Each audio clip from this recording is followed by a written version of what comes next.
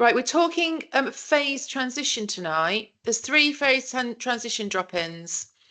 One tonight, we're going to be talking about this term. We're going to be really thinking about this term and what needs to happen this term if you've got a child who is moving from nursery to reception, year 6 to year 7, year 11 to post 16, or in any of the transitions within the 3-tier system, or infant to junior school. So it's just for children with EHCPs, and we've got questions. It's open to as many people who want to come. We haven't limited any numbers tonight, so we're not planning on taking questions and answers. We've got questions that have come up already. I think we will cover everything in the presentation and with the questions that have come up, but we're going to kind of see how things go. If you're not in a phase transition year, we won't be offended if you just quietly disappear, or if you want to stay and listen, you're very welcome. Or maybe you haven't got phase transition for another year or 2, but you just want to be super ahead with what you've got to come. But it is a really, really, really important year, because you are going to have your next school named by 15th of February. I love Ted to keep popping in the picture. Sorry. So we're going to talk through that process. That's all going to happen between now and the 15th of February for most of you. And we are going to talk through the process, what you need to be watching out for, tips and tricks, pitfalls, sneaky little moves that you might find along the way. It's not, I'm going to start the recording in a moment as well. There's a lot going on tonight, because we'll record it and we won't record we won't record anyone else. We're just going to record the presentation, just me talking and the presentation, and we'll stick it in our YouTube channel. It's there then for you to watch again. We'll let you know when it goes out. We can put a link to it in the group when it goes out, so you know it'll go out. It'll take a few days to get out there. But let's make a start. I think most people are in now, so let me get recording.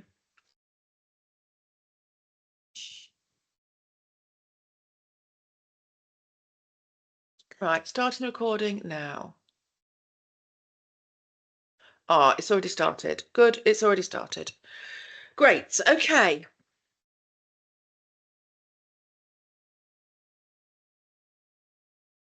So, phase transition is defined in the regulations 2 of the Special Education Needs and Disability Regulations 2014. If you really want to look it up, that's where you'll find it.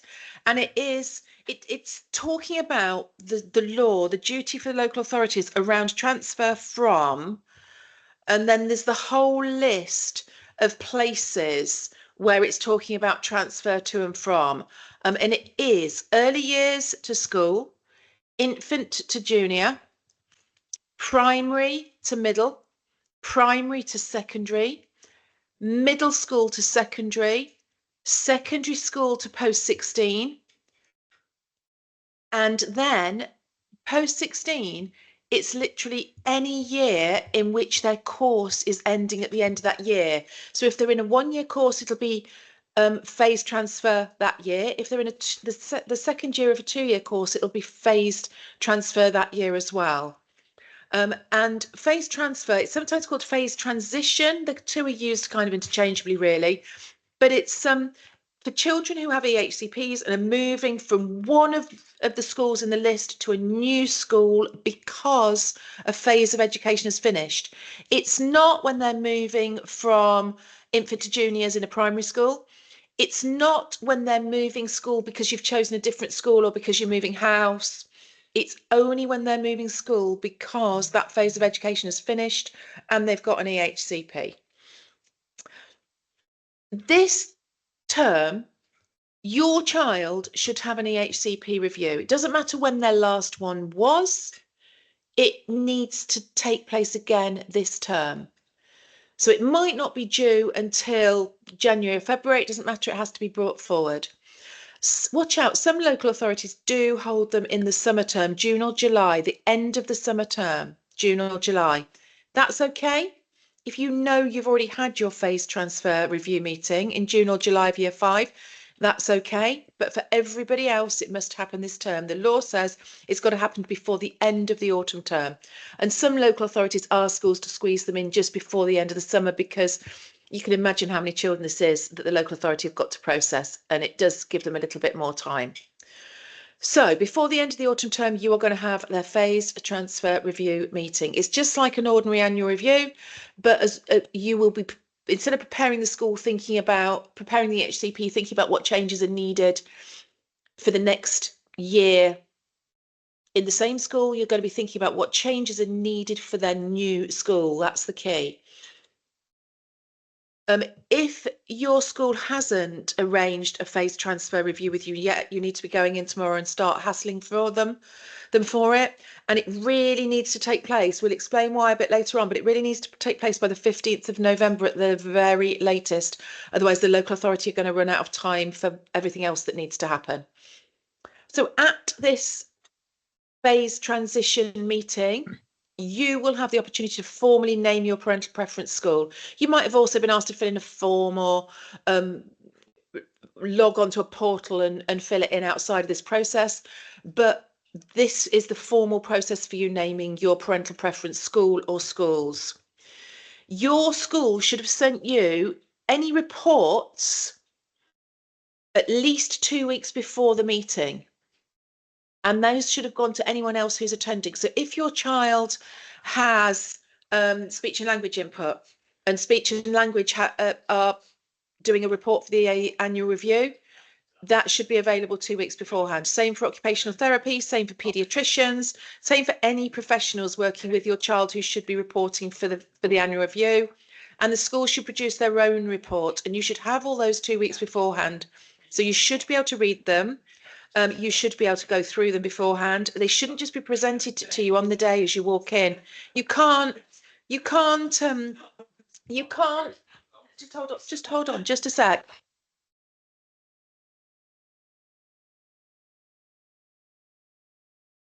Sorry, just it was a bit of hilarity going on in the kitchen and I couldn't hear. So you should have them beforehand. It's not okay to expect you to walk into a meeting, be presented with 20 sheets of paper, read them and take part in a meeting. It's not going to happen. So if you don't get those reports 2 weeks before the date of the meeting, you've got two choices. You either wing it, go ahead, just do it anyway, or you, the only other option is to ask them to postpone the meeting.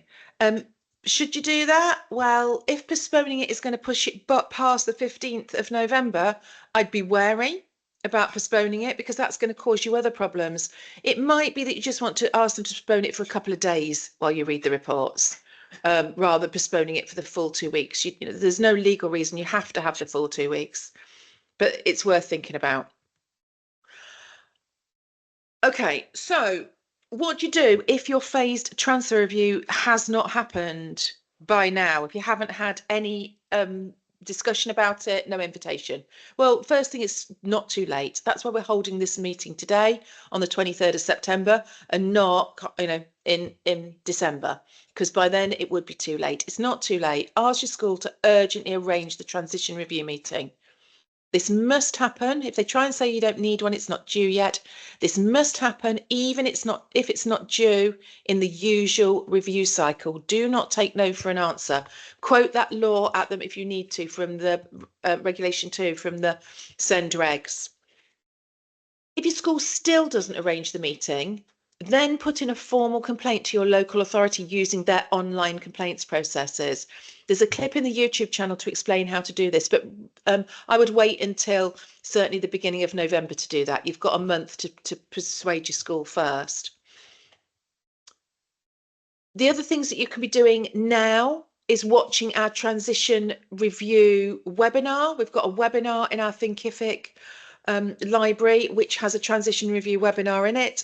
It will explain exactly how you can best prepare for the process, how you can use the transition review to best advantage. It will give you a resource pack, templates and resources and documents to help you turn up to the annual review absolutely ready to go. Okay. The link to the webinar is just there. You'll be able to remember, you'll be able to get copies of these afterwards. You'll be able to get back into it again.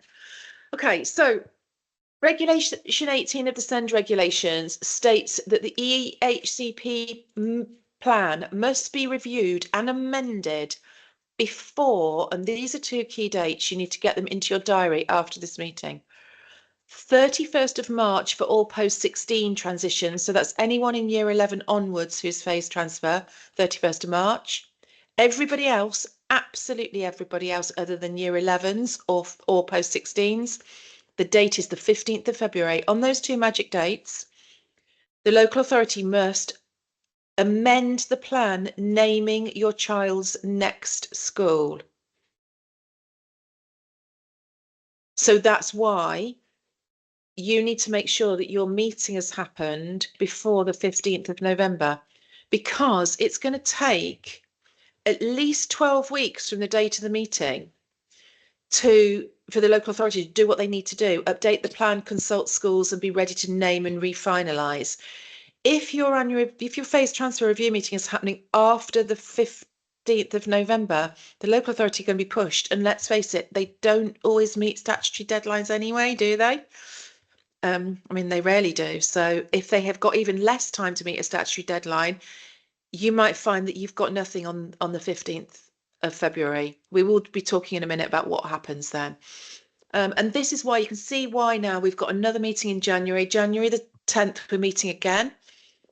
Please come to that. We will be then talking about how you can prepare for the 15th of February or the 31st of March if you've got a post-16 young person. We'll be talking to you about how to use that last month, what to do if the worst comes to the worst and you don't hear anything by the 31st, what to do if what to do if you haven't heard anything by the 15th of February, and what to do if you have heard and you're not happy with the outcome. We will then be meeting again on the 17th of February, which is just after you'll know by then. So we're meeting again on the 17th, and that is purely for people who are not happy with the school that's been named in their plan. We will be explaining to you exactly what to do. So that's why there's three. And this one is very much thinking about the preparation part. It's thinking about the actual meeting, when that should be, and how you get ready for that. Okay. The key things about the transition review and the key things that you really need to be thinking about in preparation, looking at your child's EHCP. If you know you've got one coming up, get out your child's EHCP, find it wherever it's filed. If you can't find a copy, ask the school for a copy and read it through and focus on sections A, B, and F. If you spot things in there that are out of date, change them. If you spot things in there that are missing, add them. If you spot things in there that are no longer relevant, cross them out. At least then you're going into that meeting with a start of things that you've spotted. Yes, everybody else should be doing that in the meeting and should be focusing on those sections, but you can certainly be doing that in the meantime. And the webinar that I signposted on the previous slide will really talk you through that process and help you to do that. So you go to the transition meeting this term. You then sit and wait. It is quite a long wait then till the 15th of February. The local authority are supposed to, after the transition meeting, like all annual reviews, they're supposed to send you a decision and a draft within 4 weeks, and then a final within 8 weeks, which is going to take you pretty much to the 15th of February. If they finalised before the 15th of February, they do an updated final naming on the 15th of February, but we find that most local authorities don't. Most local authorities just sit and wait until the 15th of February and do it all in one go. Now, that's not a problem as long as it happens on the 15th of February, but it doesn't give you much of a heads up. It doesn't give you much of a time to respond. You know, as a parent, I would be wanting to get the draft beforehand and have my 15 days to respond to that draft, because that could absolutely make the difference between setting. You know, if you don't respond to a draft, if you don't have a chance to respond to a draft because they don't send you one, then it puts you a bit at a disadvantage, really, because the local authority have been going to be consulting with that draft plan that they haven't sent to you, and you don't know whether it's fit for purpose and haven't had your chance. So I would be pressuring them to send out a draft plan to you as they would from a normal annual review, and the law is on your side and says they have to. So you're going to have your meeting. You might decide you're going to pressure them to get the draft out. I would. You're going to respond to your draft, and then by 15th of February, it's going to be named what the next placement is for your child. If you're not happy with it, at that point, you have two choices. You can either say, okay, fine, we'll go with it and give it a go and see what happens. That's absolutely, it's not a problem. That's not a problem at all. The other thing you can do, if you are not happy with the school named, is you can appeal. And we will be talking about that in lots of detail on the webinar on the 17th. But we'll think a little bit more about that in a moment as well. But every year, there are parents, if you've been in our group for a long time, you will remember it, 15th, 16th, 17th of February last year, lots of people posting saying, I just didn't get anything. My child is in year 6. They've had an EHCP for years. We had the phase transition meeting in the autumn term and it's still radio silence. It's now the 17th of February. I've been waiting. Everybody else has heard. All their friends have heard. Everyone else I know in my local authority with an EHCP. I've emailed my caseworker, not heard anything. Time is of the essence for these people. It's not everybody this happens to. It's a small number of people, but it is very significant when it does happen to you, because you've got to act quickly. This means that your child somewhere is sitting in a pile of papers rather than being processed. And you've got two things you can do at this stage as well. You can either use the local authority's formal complaints process, or it's one of the times when we really suggest that, because swift action is so necessary, that judicial review pre-action protocol might be necessary. And it is a good strategy at this point, but there is a cost to it. It happens a lot at post 16 particularly, doesn't it, where people find that they just have not had a final sent through. Yes, it happened to me at post 16. Yeah, it's post 16 seems to be the more likely one that gets missed, especially because my child they were in independent special and they stayed for year 14. So they were there till year 14 and then it got missed. If your child is backclassed or is at an independent school of some sort and stays on for an extra year, so they're not actually year 11 or year 13 when they leave, if they're then that seems to be a real risk then. But we can't stress enough, if this happens you need to take action. But we will be going this is not the only one. We'll be talking a lot more in our drop-in on the 17th about how to take action. But I know some people like to do their research and get ahead. There's clips in our YouTube channel. There's an IPSI template letter there. They will be useful for helping you think about what you're going to do, when you're going to do it, and how you're going to do it. Okay, so let's talk a bit more about the scenario that most of you will find yourself in. And this is the scenario for most of you. So don't worry, most of you will have an updated plan. And actually, most of you will have an updated plan that you are happy with the school named. Those of you that aren't happy with the school named, and it's generally the more expensive the provision that your child needs, the more chance it isn't going to be named without a fight. I think you probably know that anyway. So it's often parents, the key groups that end up not being happy are preschool parents who want their children to go to special school. And they find that the local authority have named a mainstream school place instead, and that's purely because the special schools don't have enough places. But I think if you've got a preschool child and they need to go to special school, you need to be prepared that you might need to appeal.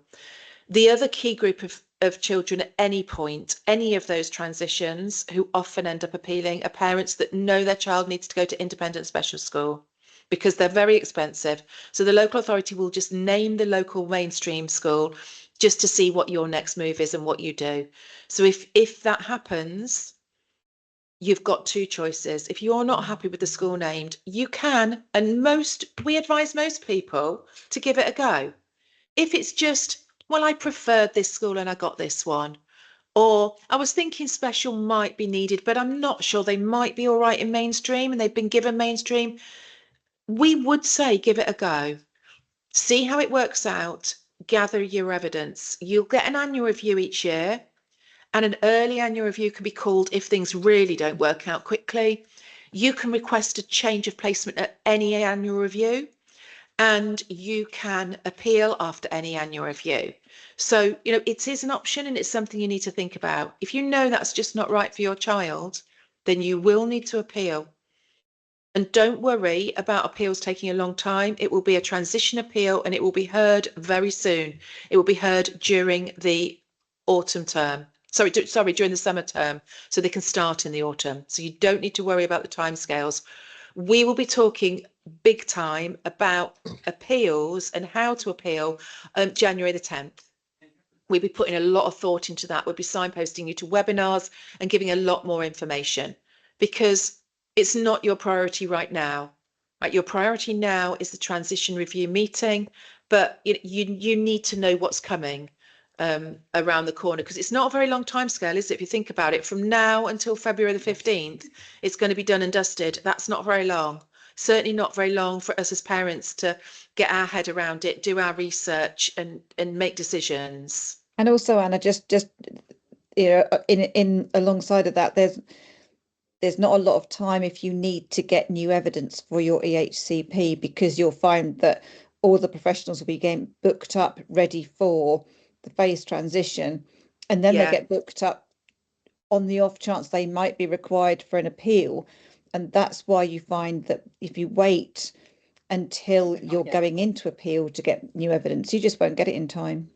Yeah, and that's always a dilemma every year, isn't it? Because if you've got a child who is in primary school and they're only just holding it together and they've been at this primary school years and the staff know them really well and they get loads of support, and they need independent special for the next placement, and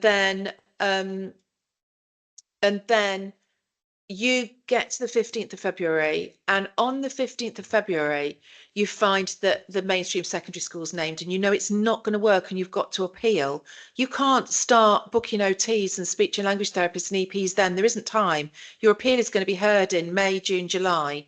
So the million dollar question is, do you bite the bullet now and say, okay, I'm going to book an EP or an OT or a SALT or whatever, just in case I need to appeal, knowing that that's going to cost you a lot of money. And if the local authority name your preferred school straight away, it's going to be a bit of a waste of money. But if you get to the 15th of February and they haven't named your preferred school straight away, it's too late to book an EP or a SALT or an OT. What do you do? And what did you do, Anna? Because I know what I did. I did it. I did it. And did I need it? Yes. So did I. I booked it. I got an addendum made, and then I followed that right through and ensured that my EP was going to be available for an appeal, because I knew that I couldn't take the risk of that not happening. But it is something that we see every year on the group, that it gets to that sort of last week of February and the first week of April, and people are saying, I need to get new evidence. Where do I go? And yet they just cannot engage anybody because they're all taken. Yeah, we have to say sorry, it's too late. But again, the other dilemma with EPs are expensive. £3,000 I heard somebody yesterday paying for an EP assessment. I mean, that is too much. You can get EPs cheaper than that, definitely. But that is out of the league for some people. I mean, it's not even possible to find that money. So, there are other places. Post in the group. We've got some YouTube clips as well about other places to find evidence. EPs are not the only route. OTs, if people they're much cheaper than an EP, And you know, I would say, and you know, that would be what I'd go to as well. If I couldn't find or afford an EP, I'd look at OT. Also, you know, professionals will often do your package where you can pay over time.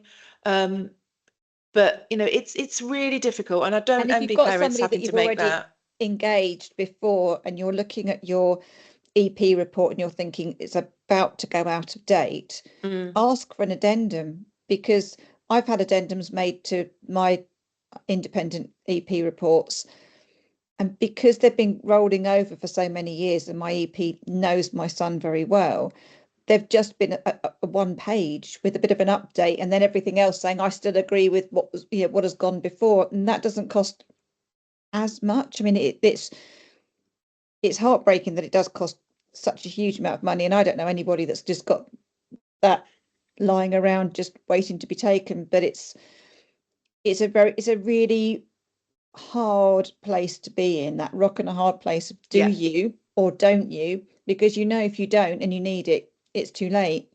Yeah, really, really tricky. But again, I post in the group, you know, there's lots of discussion from lots of people about that.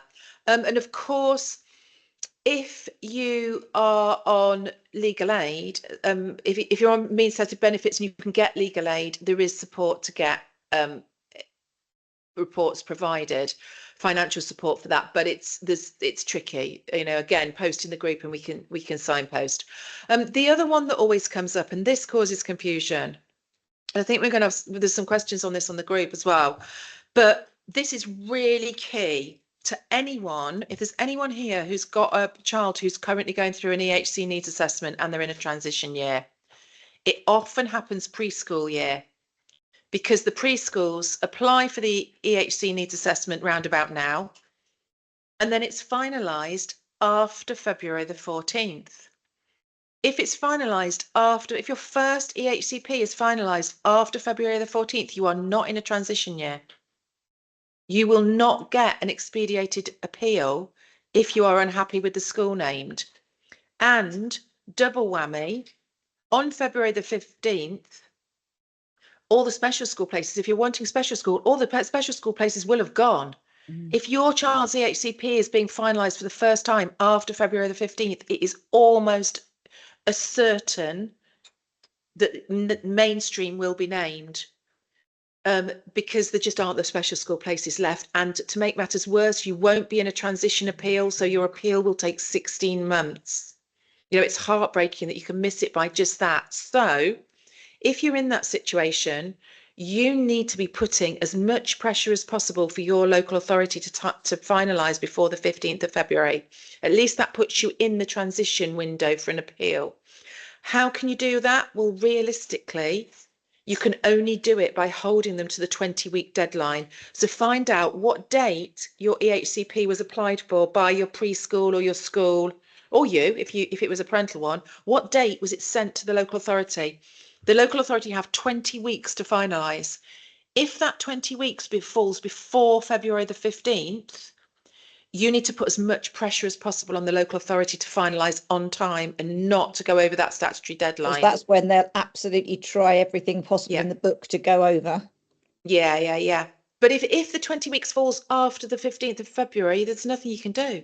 You know, you're just going to have to play the system, and get in the group next year and shout to those preschool parents and those year 6 parents to not allow their school to wait until the beginning of the transition year to put in the needs assessment. It's too late to be safe. So that is a difficult one. The other one that's a tricky one, which I know we're going to have questions on, is what about those of you that have got EHCPs that are being finalised this term? Right, the law says so you've got a first EHCP and it's being finalised. It's been finalised today. What is it? 23rd of September. And the law says that every child with an EHCP must have a transition review before the end of the autumn term. Now, this is a grey area.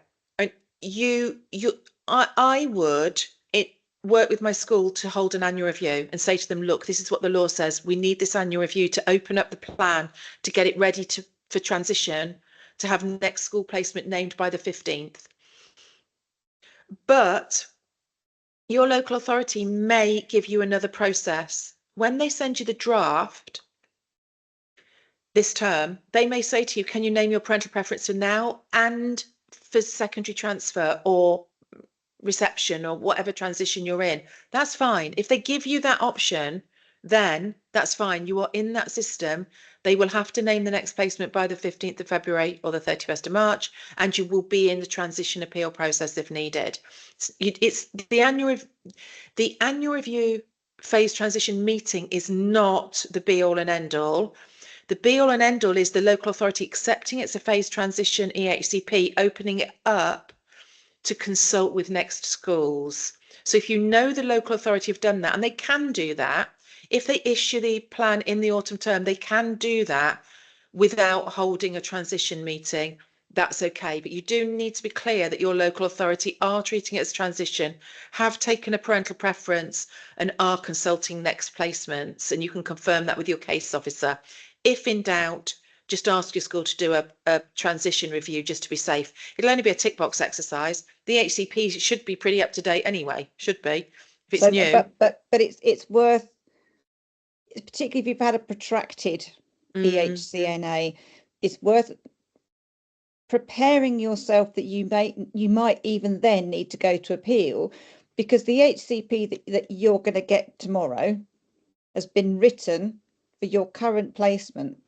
So if you're in a primary school, it's written for primary school. It's not written for secondary school yet, and that may not be appropriate for secondary school. And you may need to have that changed as part of an appeal in order to get it changed for secondary school, because you're in this weird sort of hiatus time of, am I in phase transition? Well, yes, you are. But do you get a phase transition annual review? We're not going to do that because we just issued it. We find this every year, don't we, Anna? It really can put a spanner in the works and complicate things hugely, because you're working on an EHCP, particularly if you've had a refusal to assess or refusal to issue, and your evidence is still going back, for previous appeals. It's absolutely written for a much younger child than a child that's going to be going into secondary school. So the waters can get muddied by that. So it's worth bearing that in mind. Definitely. And you as a parent, it's a tricky line. We're always banging on about, aren't we, how B and F are for professional evidence only, not for parental views and opinions. That's section A. And B and F drive the provision your child's going to get. But that doesn't mean you don't know what your child is going to need at the next school. It's usually secondary school, isn't it, that causes the problems. So the child's just about managed in primary school, and you're saying they're never going to manage it in that dining canteen with queuing, tray, all that noise, all those people. They're never going to manage with that with the transitions between lessons. The bits that they're not going to manage. But of course, the EHCP was written with an EP report 4 years ago by an EP that isn't thinking about secondary school. They're thinking about primary school. So your child, year 6 child's EHCP doesn't say they will be given a timeout card and allowed to leave each lesson 10 minutes early to get to their next lesson while the corridors are quiet, or they will be allowed to go for lunch 15 minutes early every day so that they can get their lunch and then take it to a quieter area to eat, because that's wasn't what the EHCP said. Yeah, we quite a lot often see with homework. We see it with school uniform, when the school uniform standards would change and children expected to wear a tie and a blazer and school shoes rather than trainers. It changes in elements that will impact your child that you don't automatically think about. You think, about the organization. Can your child organize themselves with different, the 2 weekly timetable? Can they make sure they've got everything that they need for that day that's going to be different next week? And do they know where their lockers are? Can they navigate from one end of the school to the next with a timetable? Do they understand how to tell the time? That is something that you don't have to worry about at primary school, because they're in a class and they're being looked after within that single class. But when they're being told, you hear a bell, lots of children get very upset about how loud that would be. Now you've got to go to another part of the school building, find this classroom with this number on it, and you're not going to be with a child that's sat next to you right now, you're going to be with a different group of people. It can absolutely throw a child off kilter completely. Absolutely. And the job of the transition review is that your current school should be looking at Section F with you and adding provision for the new placement. That's what should be happening in the transition review meeting. And your current school should be sending that off as professional evidence of what needs to be changed in Section F. I met with Senkos this afternoon to talk them through exactly this process. And I told them about a child that I worked with last year. He was year 11. The HCP did say he was 6, so there was a bit of a giveaway that it perhaps wasn't very up to date. It also said he wasn't toilet trained. He wore nappies. He needed support to change his nappies, obviously, and that one of his outcomes was to be able to play alongside a peer for up to 10 minutes. So there were a few indications that this EHCP perhaps wasn't the most up-to-date EHCP in the world, but some year 11s are still working at those levels. If they've got a learning disability, that wouldn't be unusual. But this child was applying for level 2 courses at college. That's GCSE level courses at an FE college. And surprisingly enough, when the local authority consulted with this EHCP, what do you think they said? The FE college said not a chance. We can't meet his needs on a level 2 course. And that's when I got involved. And it wasn't the EHCP. You know, the school had not updated the EHCP from when he was 6. So that had missed every annual review, year 6 to year 7 transition, and now year 11 transition. And nobody had changed and said, actually, that's no longer relevant. And it's not, I mean, it's not just the responsibility of the school. It is absolutely your responsibility to make sure that you are checking your EHCP. And this weirdly applies very significantly to those children who are in special and specialist independent, because parents can have I had a child in a specialist independent school, so now there can be a false sense of security in a specialist independent school because they're there, they're having their needs met, it's all going really, really well, and you've got a school who are adapting and adjusting what your child is receiving because it's what they do. But then you get to the point that you've got a phased transition and you can look at your EHCP, and I had friends of my son who said to me, but I haven't touched it. I never bothered going to an annual review. I didn't need to. I'm in the school I need to be at. And like Anna's saying, the HCP needed significant changes. And if you're looking at significant changes, then you're not looking at addendums at all. You're looking at chunky, hefty, new professional evidence, because what you've got is so far out of date that local authority are going to wipe the floor with anything they throw at you. And it is something, and we go on about it all the time, and I'm sure everyone gets sick to death of us saying, check your draft, check your HCP, but you absolutely must.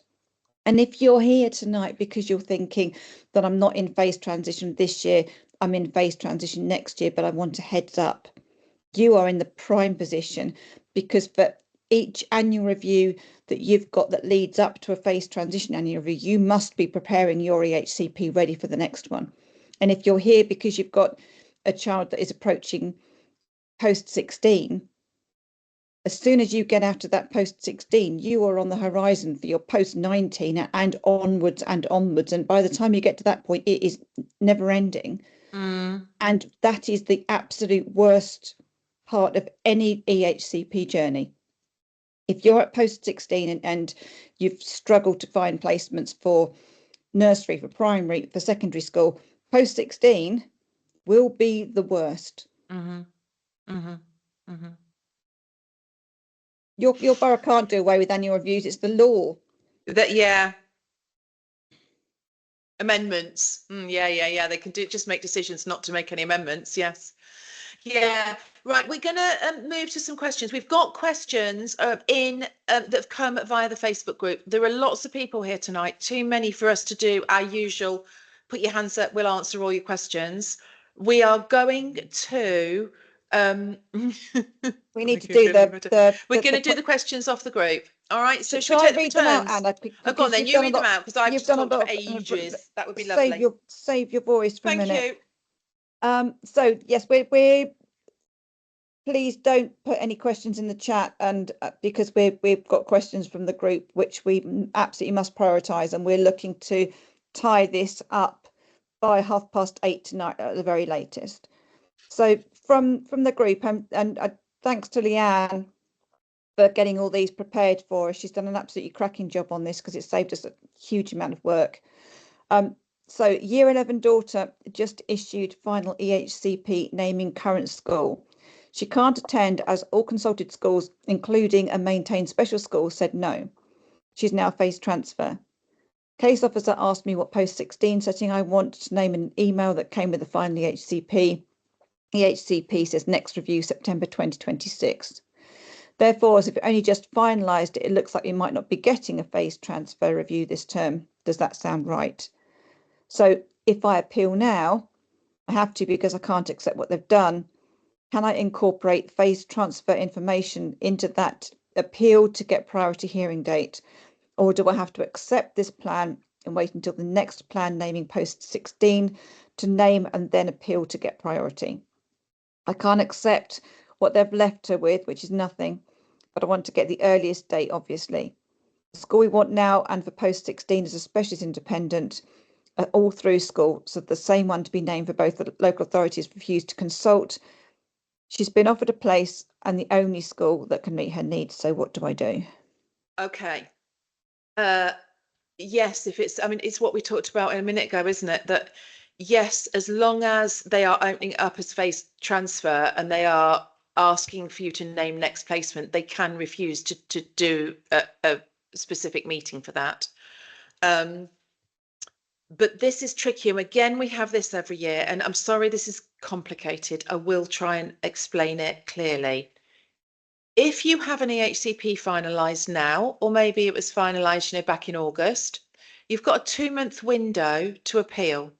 That's just because your child is in year 6 or year 11 today, doesn't mean it's a phased transfer appeal. If you appeal today for a current year 6 or year 11 child whose EHCP was issued within the last 2 months, you will get a hearing date for 16 months away. So our advice is always wait until the 15th of February and see what and you've got another bite at the cherry.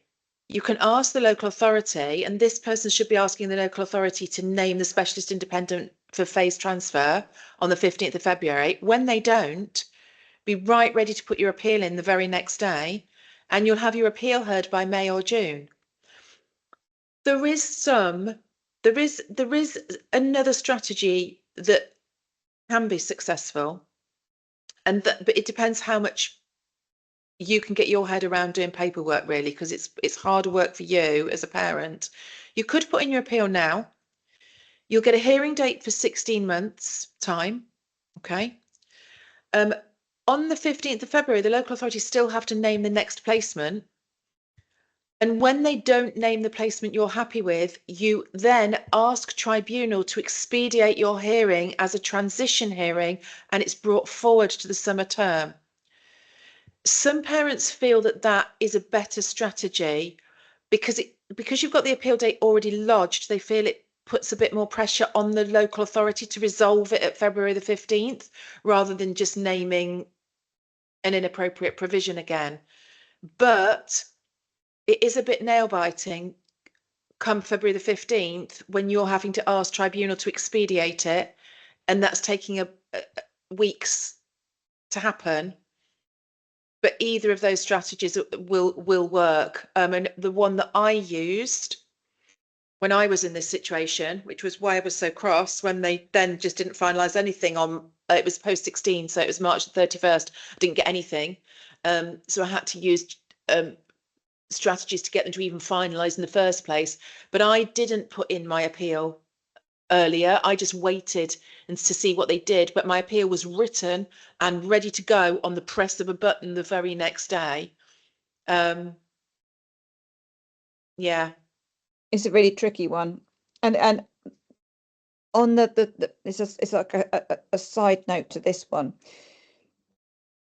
We have people who have their children in a specialist independent secondary school that goes right the way through to sixth form, and they'll say, I won't have a phased transition, it's fine because my school goes right the way through. And you will have a phased transition, and they will try to take your child from that school and put them somewhere else. But remember, if your child has been at that school for a considerable period of time, you have a lot of evidence that this school is meeting needs and your child is thriving, and you will have hopefully the backup of the SENCO and the school staff that you have currently, who are going to be able to really help you push to keep that and to keep that continuity going. But don't be lulled into a full sense of security thinking, I'm in a school that goes right the way through, it won't apply to me. It will apply to you. And what's really hard is that if you've got your child into a school, they've left primary school maybe early, and you've got them into a specialist independent school that takes children from the age of 7 or 8, and you think, I won't have to do this for secondary school. It comes up on almost 18 months, you've been there less than a year, and they'll come along and say, phased transition. And that can hit you like a freight train. And I know because it happened to me. And I was like, what are you talking about? We've already been here less than a year. My local authority tried to take that away. They weren't successful, but they did try. So don't always be aware of that. Okay, and we've got question number 2. Just awaiting final HCP, which is due in 3 weeks. We will need to appeals section F and I. You need to appeal B, F and I. Daughter is in year 6, but appeal date will likely be after this, as she's finished in primary. And I want to go to the same school for secondary. It's an independent. Local authority will name mainstream for secondary. Do we have to appeal twice? Yeah, it's the same as before. You can appeal. Well, it's not appeal twice. It's the same question as before. If you want to appeal now, you can. And then on February the 15th, if you're not happy with what's named for later, you can ask tribunal to expedite it, bring it forward to the summer term. Or you can just hold tight, save your reserves, put your effort into getting right ready to go. And on the 15th of February, if it's not good news, 16th of February, press send on that appeal that's right ready to go. It's up to you. But don't appeal F and I. You must appeal B, F and I, because once again, it is our favourite. Anna, once more for those at the back, B plus F equals I. You, for every need, there must be a provision. Need is section B. You absolutely will have to evidence that you have got needs that require that provision, that require that particular school type. So be very careful with that.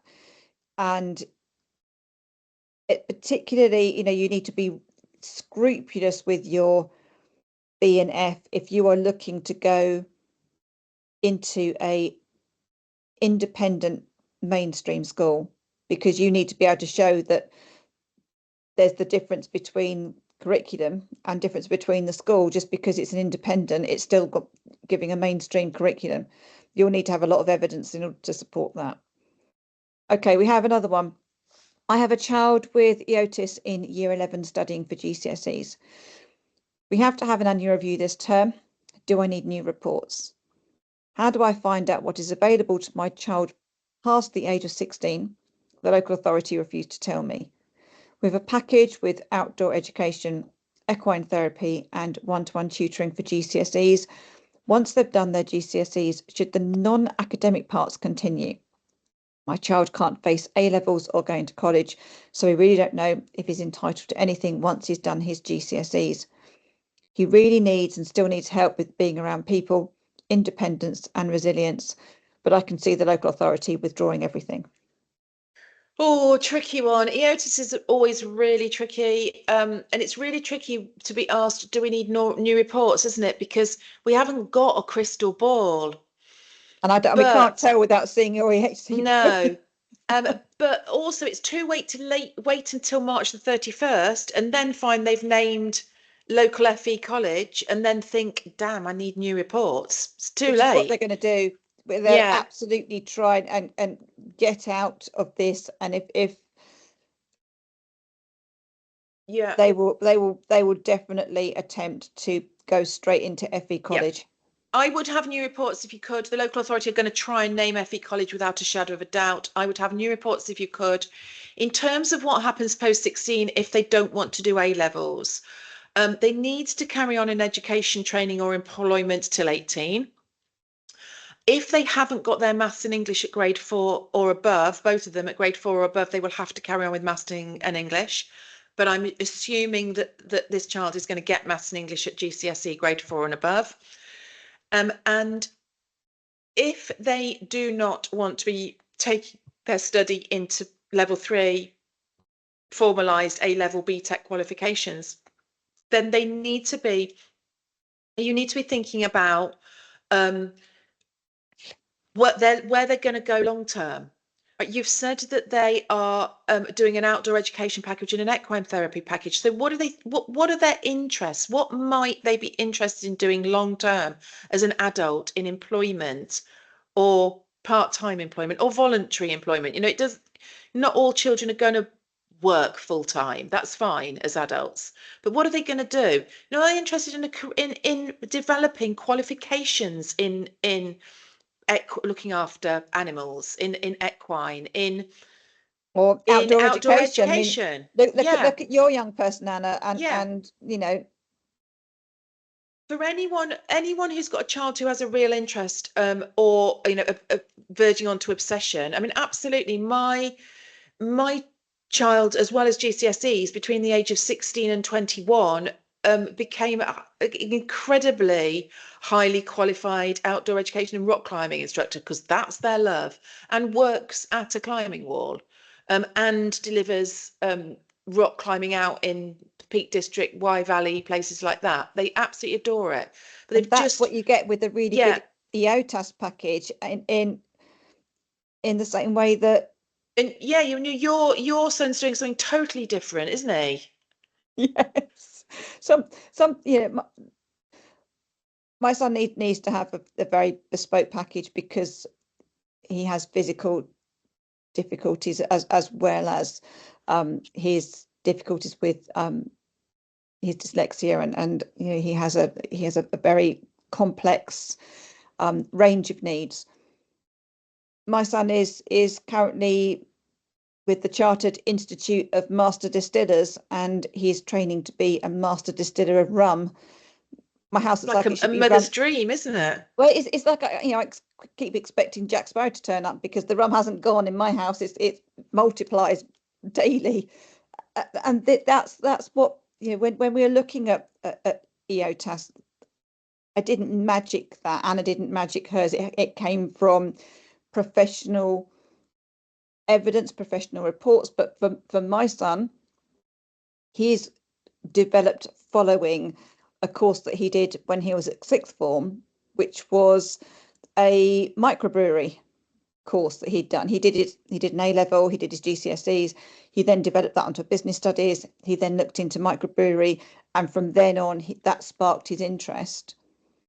And this is what he's looking at to do as a career. So that's what we have as part of our EOTAS package, alongside a multitude of other things that are very unusual to have on an EOTAS that's the thing, and that's why a local authority won't tell you, particularly post 16, what is available for EOTAS, because it's whatever your young person needs to get them to adulthood, and that's going to be different for every young person. So I think you need to start in an EOTAS package post 16 by thinking, where does my young person want to be in life? And then the EOTAS package is to build them there. And that's not just job, that's independence, travel, training, shopping, looking after themselves. It's everything. Where do they want to be? My young person particularly has very significant needs, but is incredibly driven to live independently as independently as possible. That's been a massive driver for her. So that's what a lot of her EOTAS package has also been in, supporting her very slowly to take steps to be as independent as possible. And that's when we say it's bespoke and it can't be delivered within an educational placement. That's exactly it. You know, we have horse riding, we have archery, we have that very unusually, and it is very unusually, and there aren't many young people with this, but we have driving lessons, we have driving test, we have driving theory test, we have guitar lessons, we have socialization, we have a tutor, we have a PA, we have small animal care, we have the provision of computer tech, chairs, tables. We have a very extensive EOTAS package, which there's a story behind how that got to there, and if you that's on our new podcast that's come out. So yeah, but it has to be absolutely what your young person needs, with a looking to the future, as opposed to it just being a package that is put in place. So to answer this question, you will need to have exceptionally good evidence in order to not have your child put into or attempting to go into an FE college. Be prepared for that. Next question we have: how would a phased transition in year 6 work if we haven't finalised EHCP? They've agreed to issue, but only at draft form currently, and potentially appealing for amendments. Again, okay, this is a really tricky one. I've got a case that's like this at the moment, which is going to appeal, because you're right. In my case, parent wants independent special. Local authority said mainstream, mainstream, mainstream, mainstream, mainstream. This child can't stay in mainstream. Not happening. But they said mainstream. And then a month before tribunal, the parent got a phone call from the local area special school that requires improvement at Ofsted. It's just had an Ofsted and it's really struggling, to say we've got a place he can start tomorrow, kind of thing. So we're going to tribunal, and the local authority are now saying this local area special school that's struggling, but the parent wants independent special. If we lose independent special, the judge will name this struggling local area special. And the parents in exactly this situation say it thinking, do I agree with the local authority for local area special, but not that one over there that's better, please? Or do I risk going to tribunal for what I think he really needs, knowing that if I fail, they will name the one I don't want? And it's the same as this. Unfortunately, if you want your child to go to specialist and the local authority are going to name a mainstream that you just know isn't going to work, if you don't win, the judge will name that mainstream. The only two choices on the table at the appeal, when you get to the appeal date, the only two choices will be your preferred school, the local authority's preferred school, and the judge will name whichever one can meet needs. The only if he doesn't feel, the judge doesn't feel your school can meet needs and doesn't believe the local authority school can meet needs, they might name a type of school. But in almost every case, if you lose, the local authority school will be named. And that's a bit of a gamble, isn't it? Absolutely. I don't know the answer though. I mean, we're going for it. In my appeal, that's similar. Okay, so the next one. My child is currently without a school place and is EHCP just named specialist in I with no name school, and we're appealing for EOTAS. He is in year 6, so phase transition. I've received an email from my caseworker saying, as part of the statutory process, I'm required to consult with your local secondary schools for APT. Is this correct, even though the EHCP clearly says specialist? In addition to this, I've requested an AR meeting for phase transition. I've been told, as the last annual review was held in March 2025, and since his plan has been recently reviewed and amended, it's not necessary to hold another annual review specifically for APT. At this time, the next review is scheduled to take place in March 2026. This is true. However, we now have additional evidence from OT and SALT that strengthens our case for EOTAS. Should I push for the review and try to get these provisions added to his EHCP, or just forget the annual review and deal with it as part of our appeal? Thank you. Oh gosh, well, the bit of me that goes, the law says is going to say force the annual review. That is not lawful. It's not lawful. There has to be an annual review. Use that regulation out of the send regs to show your case officer that legally they're wrong. Use the complaints process. However, I'm now, when I put my conserve your energy and only fight what you need to fight, you're already in an appeal. They're not going to name EOTAS clearly, are they? I mean, they're going to leave specialist as type in I rather than name EOTAS. They've already said that because they're forcing you to appeal anyway. I probably wouldn't bother. I would just sit tight. I'd be 100% ready for appeal. I'd wait until February 15th when they name AN other whatever, and then I'd ask for my appeal to be brought forward as transition and submit through there. What about you, Sarah? Exactly the same. I mean, you can see it hurts me, doesn't it, to let local authorities get away with telling a parent that's not lawful. They're wrong. The local authority are wrong, but you need to save your energy. There's no point fighting just because it's for the sake of it. It's a risk. It's a parent that is burnt out because they're fighting too many battles on too many fronts. You won't get the result that you want anyway, because you're so likely to miss a trick. And as Anna says, I would take absolutely that same route. And they've named specialist in I. Yeah. You haven't that's the other part of the question, isn't it? You haven't evidence that specialists can't meet need, and that's exactly what they'll be saying to you, that if okay, we know that mainstream can't meet need. They've obviously looked at that and agreed to that. They've put specialist in. You can't say that need can't be met in specialist because you've not tried it yet.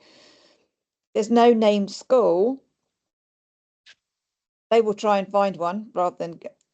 Well, there's two sides of that. I mean, you could, again, sort of looking at the conversation we've just had, you can have EOTAS that is cheap as chips. You can have a really cheap type of EOTAS that is not going to cost you hardly anything, or the local authority hardly anything, but they'll call it EOTAS. Yeah. But this question also asks, they've already named specialist as type in I, but this question also asks, the local authority have said I am required to consult with your local special secondary school. And the question is this true? Yes and no. She is required to consult the local specialist school, but she's not required by the law to do that. She's required by local authority policy and process to do that. Right? Local authorities have to name the most cost-efficient school that can meet needs, and meeting needs means providing the provision in F. So to do that, some of them jump through repeated consultations to mainstream schools just to check, because mainstreams are the cheapest, just to check that there isn't a mainstream. Oh, we just need to check that one again. We had that went to 17 different mainstream schools. Yes. So and are they allowed to? Yes, you can't stop them. A local authority can do whatever it feels reasonable to make sure that it's making a cost-effective decision. It's public purse money, so they are allowed to, but they don't have to. There's nothing legally that says they have to, and I would just let them get on with it. Let them, clearly, your child's needs can't be met in mainstream school. Otherwise, they wouldn't have named specialist as type in I. So just let them get on with it. If they want to spend time consulting and reconsulting schools, let them get on with it. Yeah. Okay, we've got two more, haven't we? More.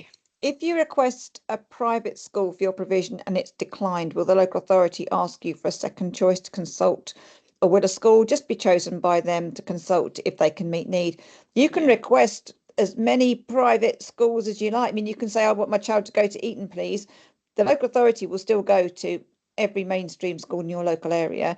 They will always choose the most, as Anna's just said, the most cost efficient school, which in the first instance will be a mainstream school. Also, because the law states that every child is entitled to a full-time mainstream education. So those two things go together. You can ask them, they don't have to consult with a, and remember, a specialist independent school is a contractual agreement. It's a different matter altogether. They can turn around and say, I'm not interested. I don't want your child to come here. I'm not interested in meeting you. I'm not interested in looking at your EHCP. Don't darken my door. I'm not, that's it. And you can't force them to, and neither can a judge. No. And in terms of consulting second choices, it's up to the local authority. If they feel mainstream can meet needs, they'll just go and consult mainstream. As soon as a mainstream says, yes, we can meet needs, that's it, job done. They won't waste time consulting anywhere else. Whether you like that mainstream or not. Yeah, and they don't have to tell you till the 5th. If you've got a independent specialist, we quite often have this, don't we, Anne? That we'll have a parent say, an independent mainstream and or independent specialist has said that they'd like to give my child a place that they can meet need. Does that mean that? And it doesn't mean that you're going to get that. No, that's not the fight. The fight is getting the local authority to agree to pay for it, isn't it? I mean, sometimes it can be hard to get a school to say it can meet need, but nothing in compared to getting a local authority to say, yes, we'll pay for it. Yeah. Right, last one from the group. And okay, so my son is currently in year 2 and his EHCP was only finalised not long before the summer holidays, so we're only a couple of weeks into his EHCP being implemented. How does this work with the phased transition annual review? Unless you're in 3-tier system, it won't. I know, I think it's infant to junior school because the SENCO's just called me as the caseworker's email to ask if we have a junior school in mind. So it's a separate infant and junior school, I'm assuming. No, just 2-tier, but just infant and junior. Yeah. Okay, so they're very rare now. Yeah. They've had a draft check, and I phone call, So yeah, SENCO's emailed me if we have a junior school in mind, but I have no idea. The school needs to be doing an annual review this term is the first thing. This was finalised in the summer term. There needs to be a transition review. The infant school need to be holding a transition review this term. In terms of finding a school, we haven't really talked about that, have we? But in terms of finding a school, it's quite late in the day for finding a school for September, but you've got some great blogs on finding a school and some YouTube clips on finding a school, haven't you? There's blogs on finding a school, there's a YouTube, and then we've got a featured post as well. I'll get Leanne to repost that. A featured post that has links to specialist independent websites to find those as well on the group. Yeah. Yes. But and if they're year 2, currently in year 2, and they're moving to a junior school, there will be a feeder junior school, and it's definitely worth exploring. If children are settled with a peer group, they're settled in the infant school, there's a lot to be said to moving them to the feeder junior school with all their friends. It will offer some stabilizing factors. Obviously, it depends on the school. But I had a child move from an infant to junior school who I was doing an appeal for. It was a refusal to issue appeal. Just had it issued last week. But the infant school actually were not good at all, but the junior school have been amazing. So we do want to wind this up as quickly as possible, but there's a couple of things here. So if somebody's just asked, will you be holding a session to cover how to prepare for appeal ahead of February? Yes, January the 10th. Get it in your diary. Yes, at that we will be talking through how to prepare between January the 10th and February the 15th, how to be ready to press that button on the appeal come February the 16th if it's bad news. And then again, February the 17th, we'll be meeting, and then it will be January the 10th. We did it last year, didn't we? January the 10th will be a whole load of people who are anxious that it's going to be bad news, but it's not going to be bad news for all of those people. February the 17th is the hardest one because they are the people who have had the news and it is bad news by that point. So we'll be focusing on that in both of those. Yes. But in initial prep for this, then yes, it is having your EHCP checked, which we do provide that service, and you can see the testimonials for that on our business page. Having your EHCP prepared, ready for your phased transition annual review will prevent a huge amount of headache. It can also prevent an appeal having to happen because you've got that EHCP ready for that event. And you don't have to wait until such times as when you have that final that comes through to you to look at it and go, I don't understand what's wrong with my EHCP. I don't now know what I'm going to appeal for. That the absolute pivotal part of any appeal is knowing what you're going to appeal for. Secondary to that, or really to start with, is try to avoid that as far as possible by making sure that you know where the gaps are in your EHCP. You can see, we've had several people today on the group saying, my EHCP is not being implemented. And then when we ask them a few more questions, it's because it's not enforceable. So vague. So it's not, yes, the local authority are ultimately responsible for the implementation of all of Section F. But if your Section F is written in such a way that it's not enforceable, they don't have to. You'll be lucky to have whatever it is you're having right now, because it's full of opportunities, would, should, could, adults. It's full of wording that is not enforceable, which means that your school don't have to do it. Your local authority will not do it. And if you challenge them on that, they just turn around to you and say, well, it says that, there's opportunities to. Your child has an opportunity to, or your child would benefit from. It doesn't say that they will receive it. It doesn't say who's going to be doing that, how long they're going to be doing it for, and the strategies that they're going to be using for that. It doesn't tell you the training and experience of the individuals that are supposed to be doing this in the first place. So it's really, really important that you have that information to hand, that you absolutely know when you're going into your phased transition annual review meeting, that you can put that EHCP in front of them and go, okay, I've identified what's wrong with this now, and this is what we need to do to change it. That is really, really important.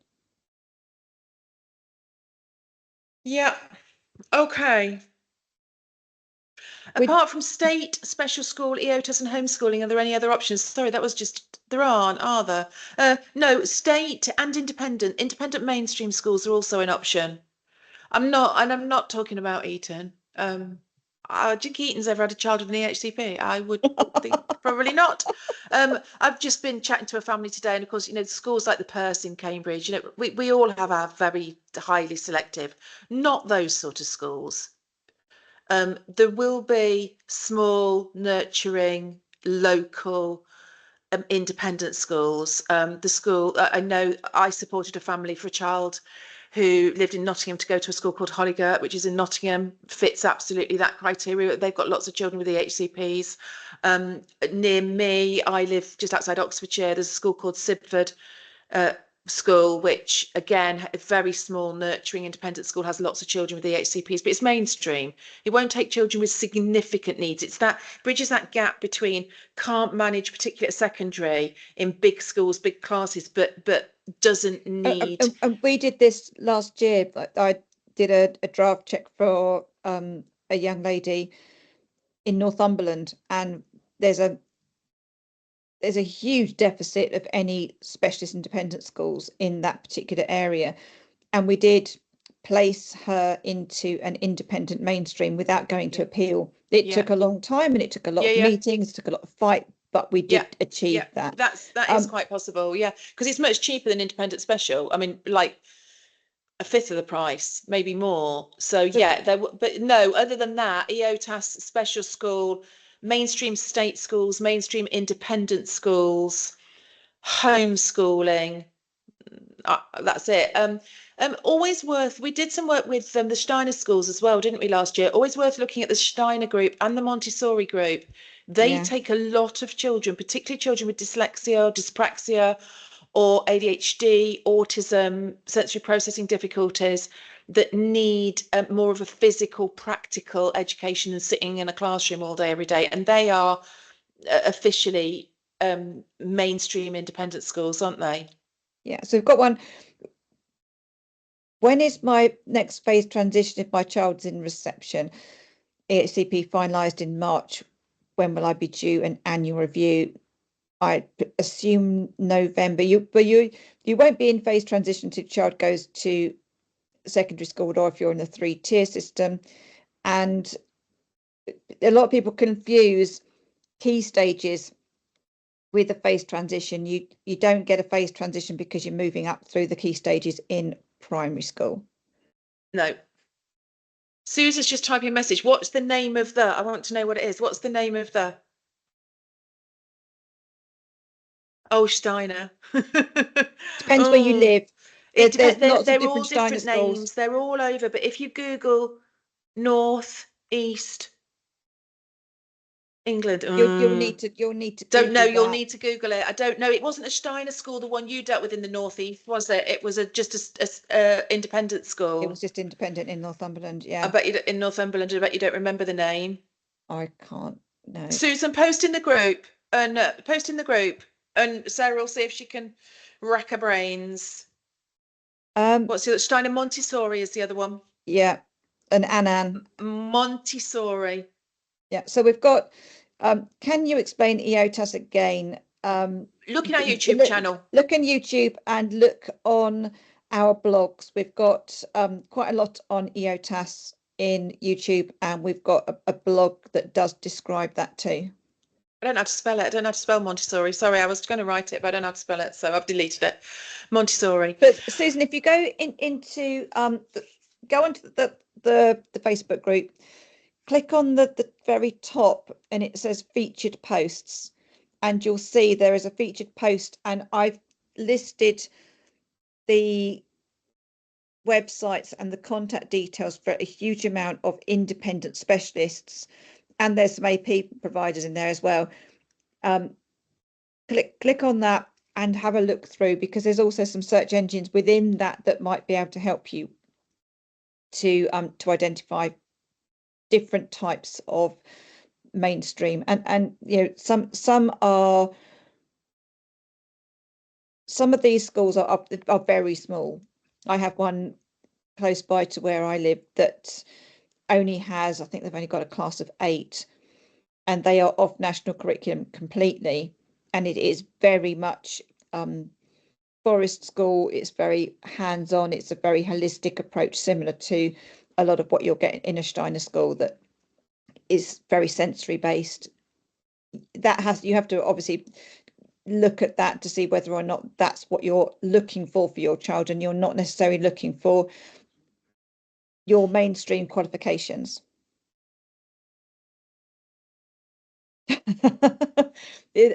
Danny, you're East Sussex, aren't you?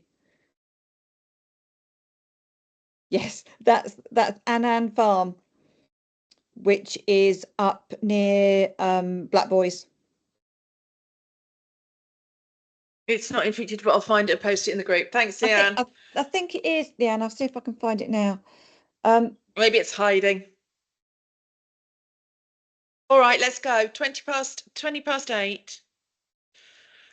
We will happily see you back here on the 10th of January. Keep your eye on the group.